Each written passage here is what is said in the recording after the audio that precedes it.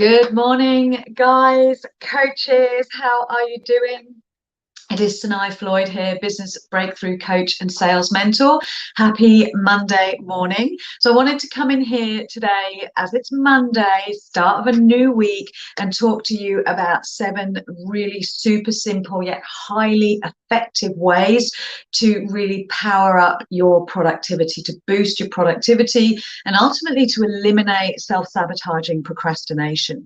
And you know what it's like. You've got so many exciting big dreams and desires. It's really easy to slip into overwhelm. You wonder, how am I going to get it all done? So exciting. I want to get it all done now. And so you start to fall down the rabbit hole of overwhelm. And we can also get into states of paralysis that really blocks progress. And I think as high achievers, there is nothing more kind of crippling to our joy than feeling stuck and mired in a state of inaction, like feeling like we're wading through treacle. So these 7 super simple hacks, let's call them, will seriously kind of power up your productivity and see you taking massive action. So I'm going to put in a quick side note here. This is not about pushing and forcing to make things happen. This is about getting into a flow state and working on your mindset and adjusting your state of being first. It's about getting into a state of being in order to produce the necessary action and doing. So, and the reason I say this is because you are energy, and when you're in the energetic state of productivity, you're in a state of flow. You get into that flow state. And when you're in a flow state, it means you're in alignment. And alignment is a state that is a very receptive state. It's a state of receptivity. And so if you're in that state of receptivity, it means that you're open to receiving answers, you're open to the opportunities, you're open to inspiration. And so you become a match to the resources, the inspiration, the solutions, the people that will help you to progress faster than you can ever have imagined. Okay, so let me go through these. These are in no particular order of effectiveness. They're just the 7 kind of super simple ways.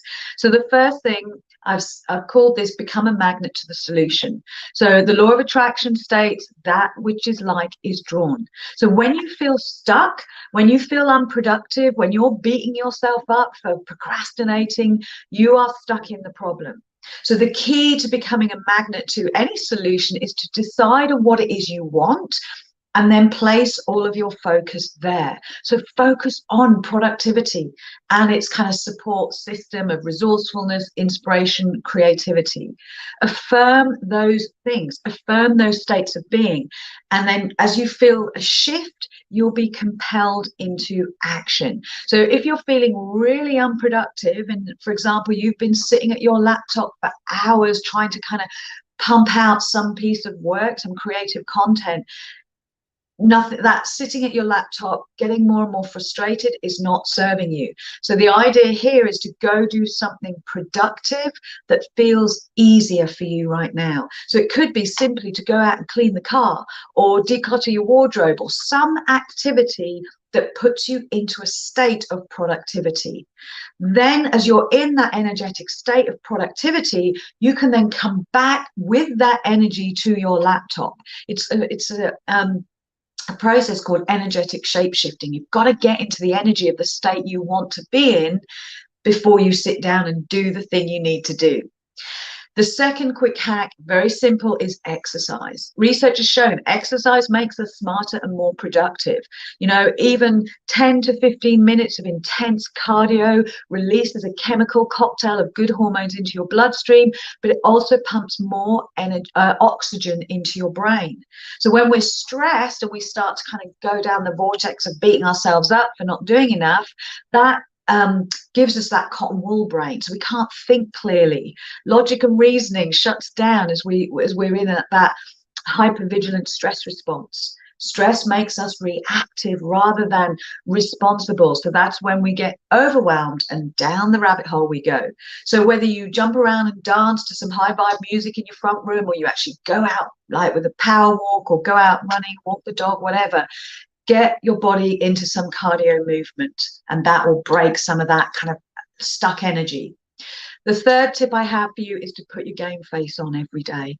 So when I first started my business, I remember being so kind of like almost like, yeah, sort of boastful and proud, and celebrated the fact that I could work in my pajamas if I wanted to. And one of my close friends at the time, who was also an online business, we would go on Zoom calls in our pajamas and laugh about it. But it didn't take very long for us to both recognize that this was naive and it was not serving productivity at all. You know, if you're intent on showing up every day in your highest and best and producing your best work and being really creative and slaying your day, then you've got to communicate that to your brain.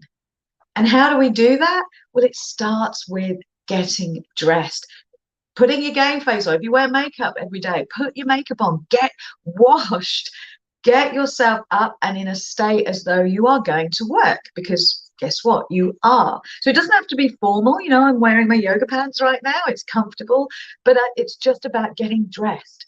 Your brain associates your pajamas with slumber days and sleep, not with ninja productivity and you know, moving mountains. Your brain just doesn't have that association with your pajamas. So get dressed. Okay, the fourth tip is to write a magical to-do list. So I have to credit this amazing exercise to Rhonda Byrne, who wrote and produced The Secret. So it's a really beautiful, simple, powerful exercise. And this is really about you getting to decide and then creating a truly outstanding day from the off. So right from the moment your day starts, you get to create and decide on how you're going to have that day pan out. So if you think about your day in the morning, or maybe you plan it the night before, and you think about what is it I need to do, just take an extra few minutes to then write out a gratitude list that corresponds with your list of things that you have to get done, and as though you're reflecting on everything working out perfectly and giving thanks for it. So for example, if you want to do a live stream and you kind of have this habit that you're very aware of, you know, getting gripped by fear, and then you talk yourself out of doing it. So then in the evening, you're like beating yourself up because you didn't do the live stream.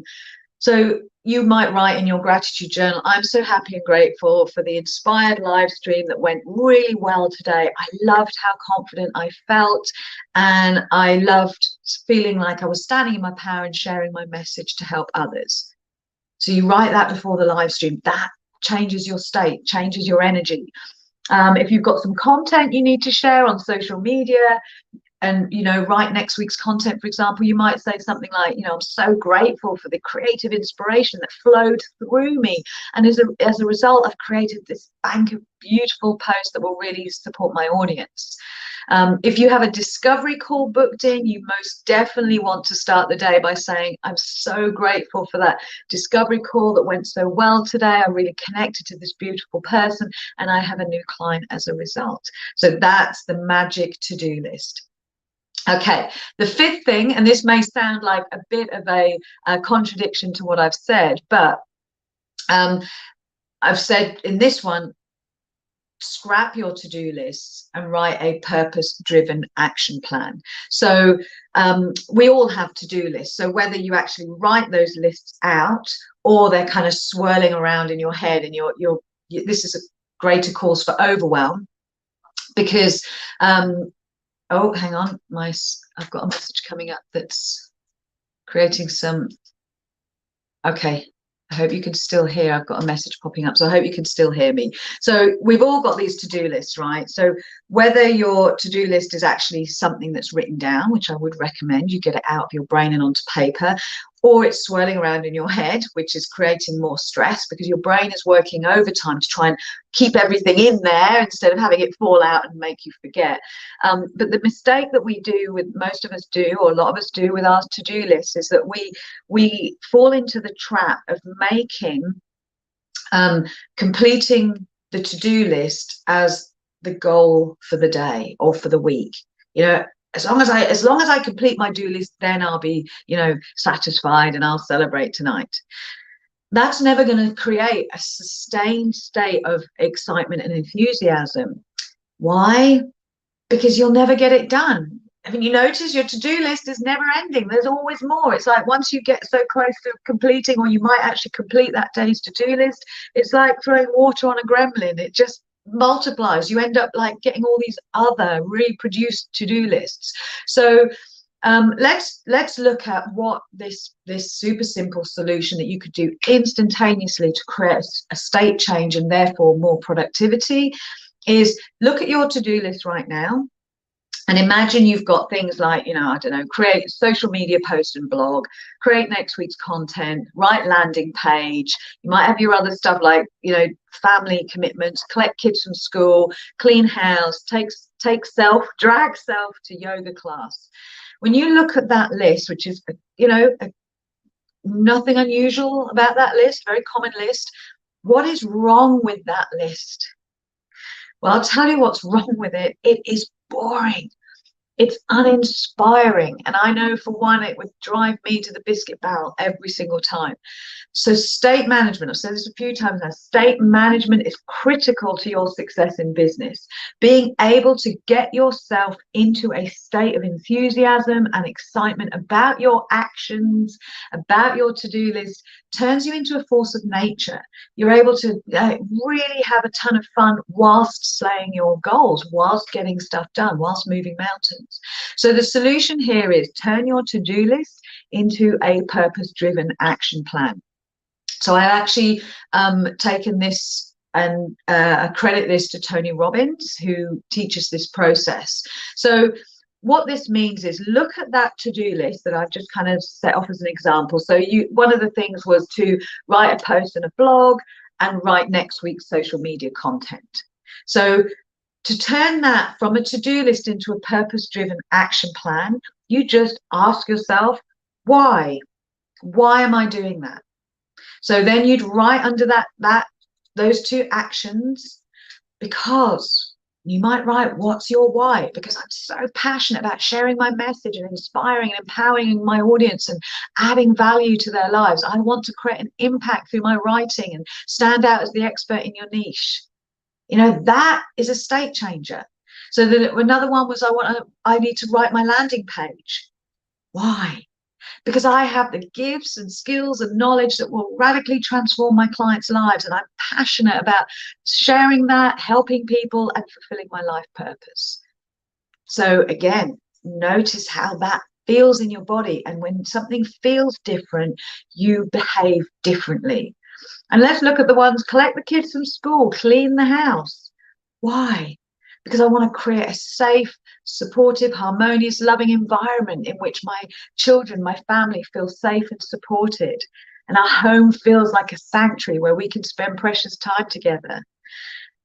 Do you want to now go clean your house? Because it's so inspiring. You're injecting that enthusiasm and that desire to do it, as opposed to, clean the house. Gotta try and get into state so I can write, a landing page. So really shift from to-do list into purpose-driven action plan. Okay, penultimate one, number 6, is eliminate distractions. Everyone complains they don't have enough time. We all want more hours in the day, but let's be real here. Time is the one great leveler. Doesn't matter who you are, or time is the one thing that every single person, every single entrepreneur, business owner, successful or not, has in common. We cannot change that. We all have 24 hours in the day to get stuff done. So what is the difference that makes the difference, that enables some people to actually move mountains and some people not? Well, as I've mentioned with all the other ones, it's state, but you have to take an honest audit of where your focus and attention is really going, where your focus and attention is being distracted and therefore diminished. So, another piece of research shows that even like a 2-minute just check onto Facebook, if you're in a creative activity and you just slip over into Facebook and just have a quick check of your feed whilst you're working, that equates to a 30-minute disruption. Research has shown that it takes around 23 minutes for your brain, our brain, to recalibrate itself to the same level of concentration and creativity that it was at just before you flipped over to Facebook, or just in the moment before that distraction came in.